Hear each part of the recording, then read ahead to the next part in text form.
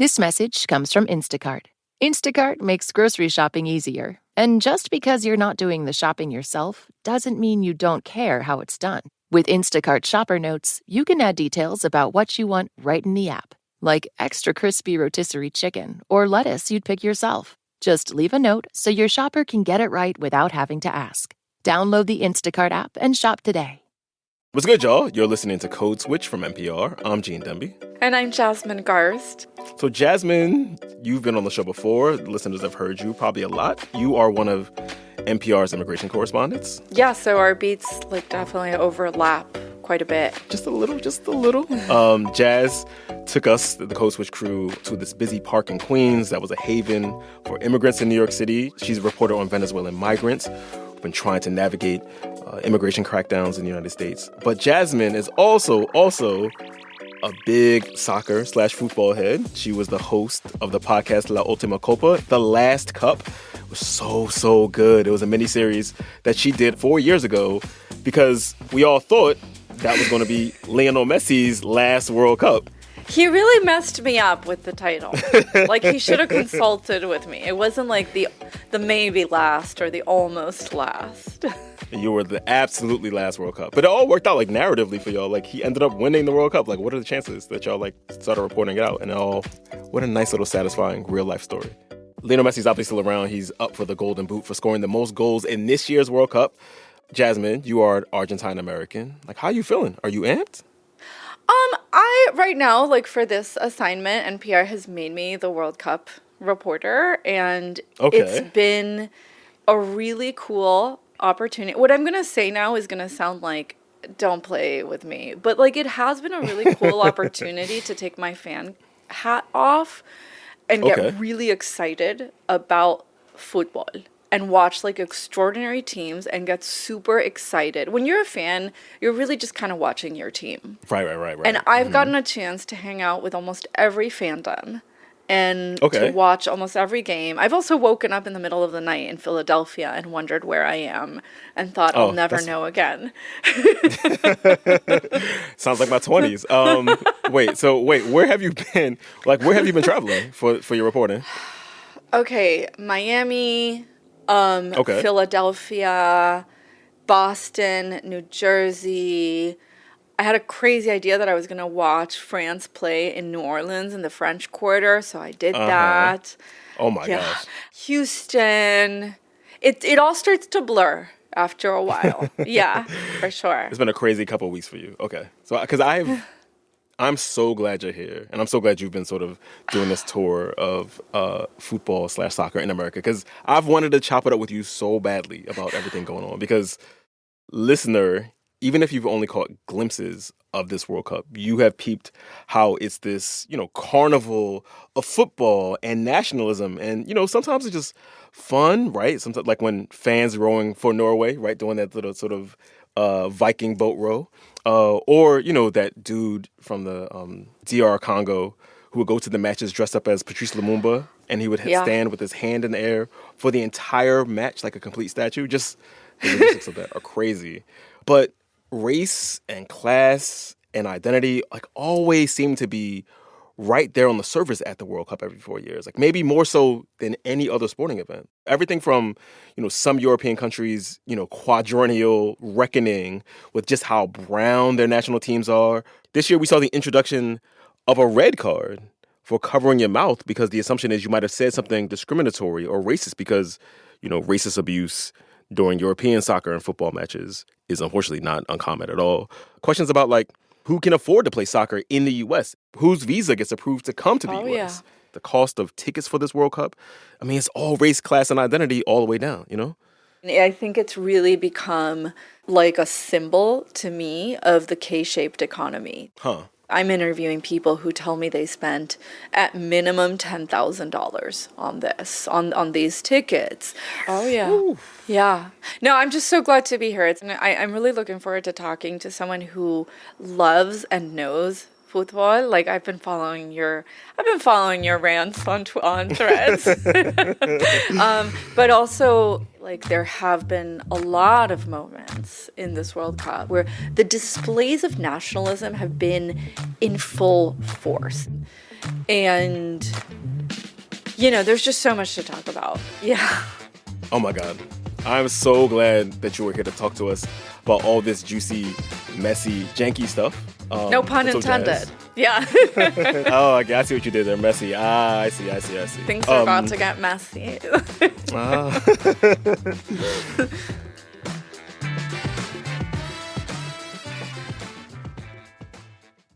This message comes from BetterHelp. People talk about mental health more openly now, but asking for help can still feel hard. BetterHelp's 2026 State of Stigma report surveyed 2,000 Americans and found that 85% believe getting support is wise, yet 74% say society discourages people from doing so. Don't let stigma stand in the way of support. Start therapy with BetterHelp. Visit betterhelp.com/NPR. Support for this podcast and the following message come from strawberry.me. Be honest. Are you happy with your job? Are you stuck in a job you've outgrown or never wanted in the first place? Are your reasons for staying really just excuses for not leaving? Let a career coach from strawberry.me help you get unstuck. Discover the benefits of having a dedicated career coach in your corner and get 50% off your first coaching session at strawberry.me/NPR. This message comes from Jerry. Many people are overpaying on car insurance. Why? Switching providers can be a pain. Jerry helps make the process painless. Jerry is the only app that compares rates from over 50 insurers in minutes and helps you switch fast with no spam calls or hidden fees. Drivers who save with Jerry could save over $1,300 a year. Before you renew your car insurance policy, download the Jerry app or head to jerry.ai/NPR. All right, so Jasmine, I was actually at the USA-Bosnia match. There was this big moment that I think a lot of the soccer world had to talk about when Donald Trump intervened, right? After an American player was shown a red card. And then, of course, the ref comes out and he's like, final decision, red card. And we're like, wait, what? Everyone was sort of booed. But everything about the vibe there was very like flag wavy and USA chants, USA, USA, USA. There was an F-35 flyover. And all of that stuff felt really pointed and loaded, even more so than normal, because of this moment we're in, right? Where there are all these concerns about sort of authoritarianism and rallying around the flag. It was a vibe that it was something about that I could not shake watching that match. And I was thinking at the time, like, oh, when Qatar got the World Cup, right, when other countries invest in football clubs, like the Saudis or the Emiratis, people call it sports washing, an attempt to use sports to, launder the global image of countries that are accused of bad things. But you don't hear that term applied to the U.S. in this World Cup, right? Like, even though a lot of people might argue that the term fits, not to mention, obviously, how much financial opportunity there is for FIFA to make soccer/football a more mainstream sport in the U.S. and Canada, where it has not really taken hold the way that other sports have. Yeah, I mean, FIFA is notoriously motivated by financial gain. And in a lot of ways, it's made this sport that I love and I know as a deeply democratic and accessible sport, something a lot more exclusive. I think it is pretty stunning, like how little we've heard the word sports washing used. I've seen it through people who I've spoken to who love soccer, who love that it's big in the U.S., who support the U.S. men's national team, and have had people say to them, well, how can you support the U.S. team at this moment? And them grappling with those feelings as well. I mean, I think it would be like ludicrous to think that at this level, this competition, it's about sports, but at this level, it is about soft power. And it is about diplomacy, and it is about money, hand over fist. And I think all the governments know that. I mean, one prime example, a team that I've been watching, at this point they're out, but I've been watching very excitedly is Morocco, right? I've been so excited to watch Morocco because I think Morocco gives us a clue towards the future of soccer. Can you say more about that? I think that African soccer is the future. And I think African soccer in this World Cup had these extraordinary moments, whether it was Cape Verde, whether it was Morocco. Like, it was, these beautiful moments of excellence in which American audiences, for the most part, were like, wow, Cape Verde, they just came out of nowhere. That's not true. Mm-hmm. Cape Verde's been playing extraordinary soccer for like 10 years at least. Okay. And with Morocco, Morocco made it super far in the last World Cup. They did really well in this cup. That last game against France was, let's not talk so much about that one.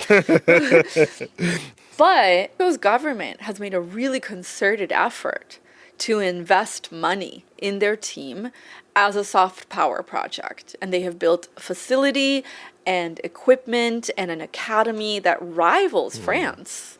And the king of Morocco very much sees this as like, this is soft power for Morocco and diplomacy and geopolitics. And you can like that and you can not like that, but it's kind of a fact at this moment. I mean, yeah, I mentioned this a little bit earlier, but like, countries in Europe, France in particular, has this quadrennial freak out, crash out over the fact that it's consistently had one of the best teams in the world over the last 2 decades or so. But most of those players are of North African or sub-Saharan African descent. It's part of the sort of complicated history of colonialism in Africa by France and also like open immigration policies. And so there's always segments of the French far right that feel some type of way about the fact that you have Black and Arab players representing this country on the world stage. But you also have this sort of like complicated calculus of allegiance among fans themselves, Absolutely. Right? Like you see people, there's this really funny reel of this Black dude in London who was upset about Ghana. He was wearing a Ghana kit being eliminated from the World Cup. And then he pulled off his Ghana kit and underneath was an England kit. Because, right, he was like, hey, I get to be happy again, right? And it feels like there's this really complicated dance among people 100%. Who have like, in this sort of around colonialism, right? Like every 4 years we're having this conversation about the long tail of colonialism and colonized people and how it scrambles people's fandoms. It does. And I think the other super interesting thing about the African teams and how like they're, what I've been saying about how they're really, I think they're the future of football. A lot of that is diaspora based, right? Like you had a midfielder in Morocco, Ayoub Bouadi, who was courted heavily by the French national team. He's like 18 years old. And he was like, no, I want to go play for Morocco, right? Cape Verde, I think most of the squad was born abroad or lived abroad, I mean, there's that one Irish player. There's that funny story about the LinkedIn guy. That's right. Roberto Pico Lopez. If you don't know the story, the Cape Verde national team reached out to him via LinkedIn to ask him to try out for the team. And he did not respond to the LinkedIn message because he's like, what is this? Yeah, neither would I. He didn't speak Portuguese, so we didn't know what the message, right? He was like, what is this? And they had to like follow up with him a couple times like, yo, this is for real. We want you to be on the team. It's just like it's such a funny story, but like, oh, this is how diaspora works, right? Like, absolutely. This is how it works. This person is thousands of miles away. He didn't speak the language of the islands, and yet, I think it's like such a interesting and truly complex navigation because you don't even have to go so far as France, right? You had DHS here in the US posting photos of like, we built the wall, like, and it was the US national team back when it was doing well, right? And it was like... And it was funny, in that photo, it was like, I think there were 3 players, one of whom was a birthright citizen, one who was naturalized. And so it wasn't even, there were even in that sort of like nativist grandstanding that DHS was trying to do, there were a bunch of immigrants in the photo. Yes. And I think like that's like the really complicated thing about these absolutes, right? And about this lack of nuance that I think, of course I've tuned into the conversation of people who are like, I can't go for France, like, because they're a colonial power, right? And France, like I think most of the players, like you mentioned, are children of African immigrants who, much like the conversation here with the NBA, right, and the NFL, are playing for very wealthy white businessmen. So it gets really complicated, and I don't know the answer. Like, there's parts of me that are like, you know, if Cape Verde is out, I'm just gonna watch good soccer because I can't, like, whose hands are dirtier here, you know? Yeah. But, like, there's also a part of me that understands, like, these complex questions that, like, I grapple with them. I mean, that's the thing that we've been talking about, right? That soccer is an incredibly complex thing. And I love it because I watched it with my grandpa and because I would play it in my neighborhood with the neighborhood kids. And then I hear something like that and I'm like, I want no part of this. This is disgusting. And so I think really it's just holding a lot of truths, right, in your lap. And I think, like, that is what we are called to do with all sports. Otherwise, like, you can't be a sports fan, I think. Right. But I think that's, like, one of the hardest parts about sports fandom. But fandom in general, especially in this moment, it is almost required that you do a lot of flattening, right? Like, there's a reason that people talk about the way that partisan behavior in the United States has become much more like sports fandom. Like, if the other team wins, then it is a loss for me, right?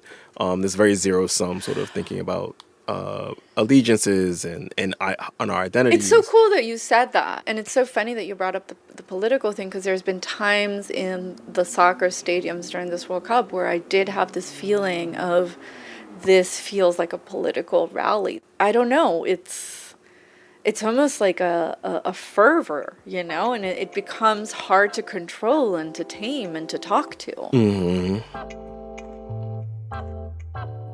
All right, Jazz, so you are Argentine American, and I've wanted to ask you specifically about this thing that's clearly happening in the discourse around the Argentina national team, where there's a kind of a carve-out for Lionel Messi, who is widely considered the greatest soccer player of all time, right? I mean, you made a whole podcast about him during the last World Cup, but a lot of the discourse this time around is like, oh, I mean, I rock with Messi, but I don't really like the Argentina national team, right? And a lot of that conversation has been about race. I mean, there's been a lot of chatter online about how Argentina is one of the only countries in the entire tournament and the only nation in South America that has no black players on its squad. There's been a lot of fresh attention being paid to the fact that Argentina had this whole campaign of ethnic cleansing of Afro-Argentines and the indigenous people there over many, many decades. And so now there's like, Argentina is in this different role after being the darling of the 2022 World Cup, have become kind of the villains of this one. And a lot of that's because of race stuff. And I'm just very curious, Jazz, about how you've been seeing this conversation play out and how you've been metabolizing it. Yeah, I mean, look, you know, like, I have been wondering a lot as a white Latina. My dad's side is Argentine Ukrainian, and his family, of course, benefited from Argentina's more accepting policies towards Eastern Europeans, you know? So, first of all, the Argentina I grew up in was a society with racism. I grew up seeing it. I grew up hearing it. I didn't always know as a kid how to respond to it. And I will not entertain debates about whether or not it was real, because I was there. And I know what I heard, and I know what I saw, and it was often directed towards people I loved. I think part of the distaste in a lot of Latinos' mouths regarding Argentina is this really pervasive mythology of the country's Europeanness, which is put forth by certain Argentines. When in reality, like, the Argentina I grew up in was incredibly diverse. I was actually thinking about my neighborhood when I was growing up and how it was more diverse than the neighborhood I live in gentrified New York right now. I mean, and this is a country where scholars, and I say scholars because the Argentine census doesn't track race and ethnicity, but scholars estimate that about 30% of the country is of mixed heritage, of indigenous or Afro descent. There are around 60 native tribes. So there's a giant swath of the Argentine public that is just not visible to us at the World Cup. And I think, like, what's been painful for me is that those are the people I want to hear from. And these arguments that Argentina is like all 45 million or so Argentines are white Nazis, they're erasing a large swath of the population that's been already through quite enough.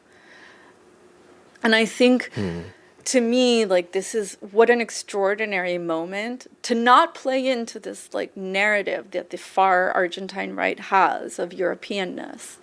And to talk about groups like Identidad Marrón, that are, you know, a brown civil rights group, or Lunfarda Travel, that, like, she's an activist who runs tours for tourists, guided tours of Afro-Argentine current and past history. Or Milo Jota, like, who's from the north of the country, that's very indigenous. He just did a Tiny Desk concert, and it's really cool. And when he did it, actually, on Twitter, the Argentine right was really angry about it. And they kept saying, like, this isn't the real Argentina. And I think, like, when we're engaging in these discussions about race in Argentina, it's really important that we don't play into that narrative. You know what I mean? Of what the real Argentina is and isn't. And I think that's something, like, I don't know, I'd love to hear how you view it, but I think when the Americans talk about themselves, they're able to talk about the country, about the U.S. with a lot of nuance.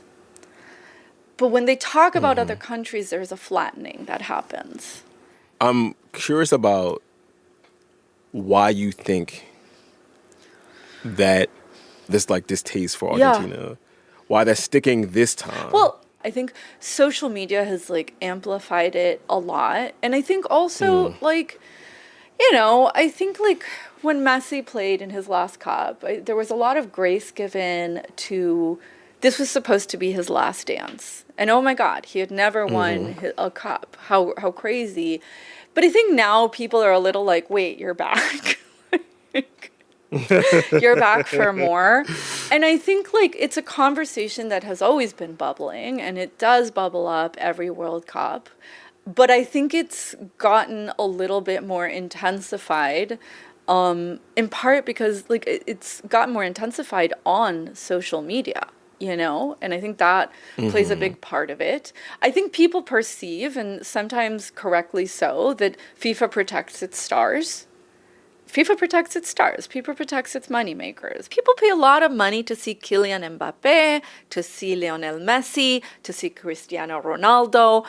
And so there is a perception, which at times I think is accurate, that, you know, Messi is getting a little bit of leniency. What you said about being able to understand nuance when it's other people is really fascinating in the context of sports, because we tend to, especially in sports, like, especially events like the World Cup, because we tend to, like, essentialize people.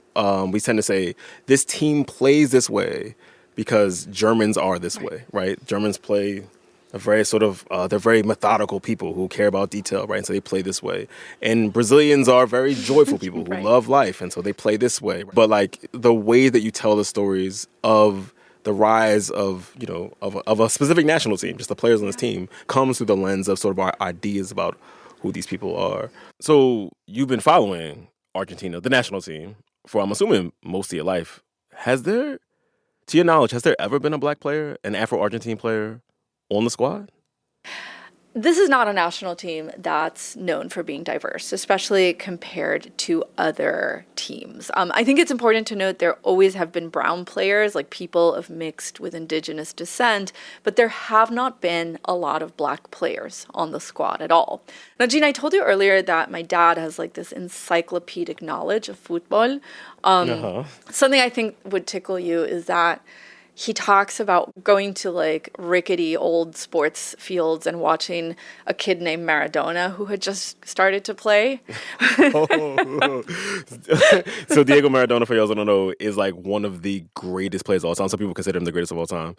Also Argentinian. It would be like if her father had, like, seen, like, a 15-year-old Michael Jordan, put it that way.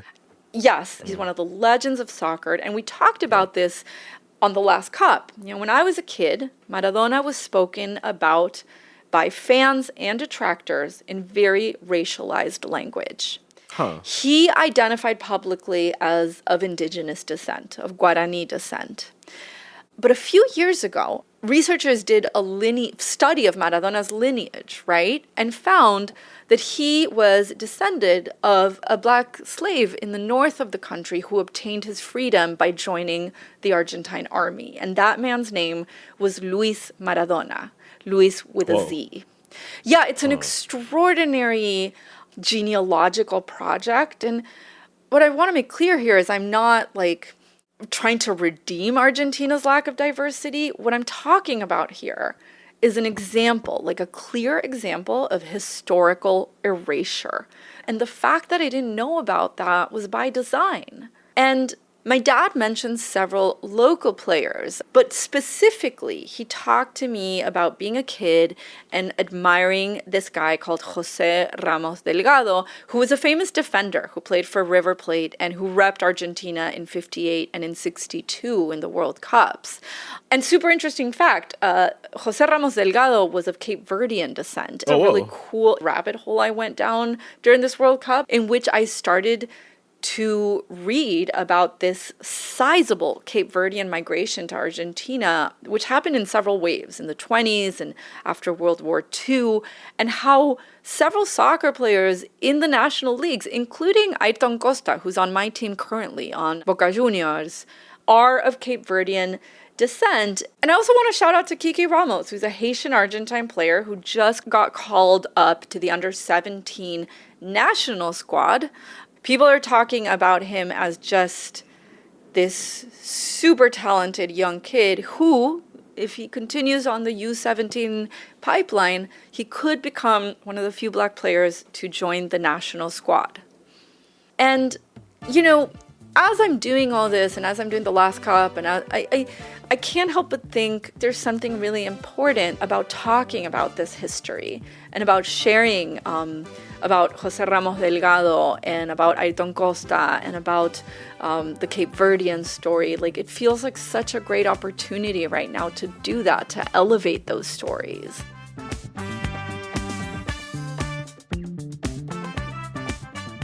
All right, so Jasmine, I read that a bunch of American fans, some very large number of American fans, were tired of the Fox broadcast, and so they switched over to Telemundo. I think a lot of people just wanted to hear them go, goal, goal, every time somebody's scored. And I know that, that tradition in commentating in Spanish-speaking countries goes, a long way.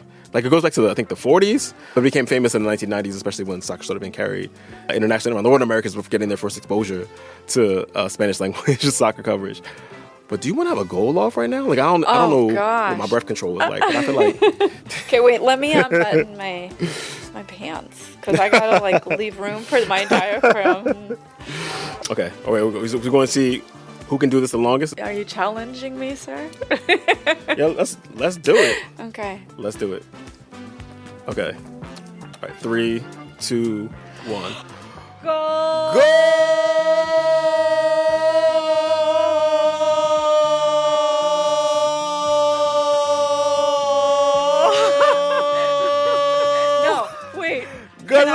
Golazo! My cat completely freaking out at this moment. We just woke him up from his beloved nap. And y'all, that is 3 whistles for us. But you can also subscribe to the Code Switch newsletter by going to npr.org/Code Switch newsletter. This episode was produced by Christina Cala. It was edited by Dalia Mortada. And we'd be remiss if we did not shout out the rest of the Code Switch Massive. That's Xavier Lopez, Jess Kung, Leah Danella, B.A. Parker, Courtney Stein, Barton Girdwood, Yolanda Sangweni, and Maya Dangerfield. As for me, I'm Gene Demby. And I'm Jasmine Garsd. Be easy, y'all. Cuídense mucho, chicos. This message comes from Rosetta Stone. Rosetta Stone is designed to make language learning intuitive. It mimics how people naturally acquire speech as children, helping users read, write, and think in a second language. More at rosettastone.com. This message comes from Instacart. Instacart makes grocery shopping easier. And just because you're not doing the shopping yourself doesn't mean you don't care how it's done. With Instacart Shopper Notes, you can add details about what you want right in the app, like extra crispy rotisserie chicken or lettuce you'd pick yourself. Just leave a note so your shopper can get it right without having to ask. Download the Instacart app and shop today. The last time Antonio Mays Sr. heard from his son, it was in a note the 16-year-old left in the family's garage. He told me he was going to make me proud. Antonio Jr. left home to join a protest in Seattle. A week later, he was shot and killed there. I need some arrests made, justice for my son. Listen to We Keep Us Safe on the Embedded podcast from NPR.